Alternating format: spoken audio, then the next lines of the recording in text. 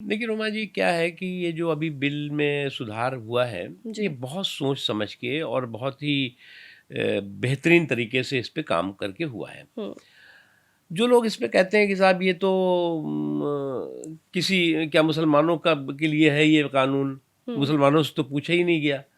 तो देखिए, ये किसी मज़हब के लिए कानून नहीं है, ये मुल्क का कानून है।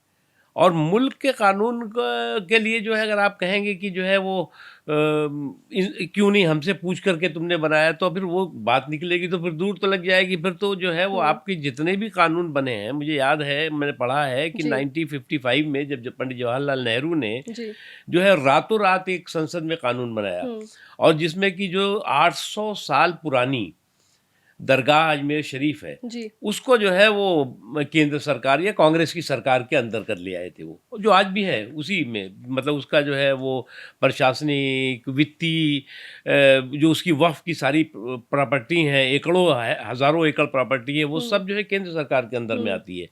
उसी तरह से 1958 में जो है वो लगभग 250 जो है वो बहुत महत्वपूर्ण इस्लामिक जो स्थल थे हिंदुस्तान के, उसको जो है वो पुरातत्व विभाग जिसे कहते हैं एएसआई, जी, उसके अंतर्गत ले आए इस नेहरू जी के और कांग्रेस के ही समय में। हुँ, तो उस वक्त तो क्या मुसलमानों से जनमत संग्रह तो नहीं किया था।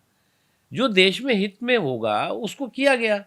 और ये जो कानून है, ये मुसलमानों का कानून नहीं है, ये मुल्क का कानून है। अब दिक्कत ये है कि इस ये जो कॉन्स्टिट्यूशनल लॉ पर भी जो है वो कम्युनल एंट्री और नो एंट्री का बोर्ड लगाने की हुँ, कुछ कोशिश हो रही है। तो कॉन्स्टिट्यूशनल लॉ पर जो है वो कम्युनल एंट्री और नो एंट्री जो है वो बहुत खतरनाक मानसिकता है।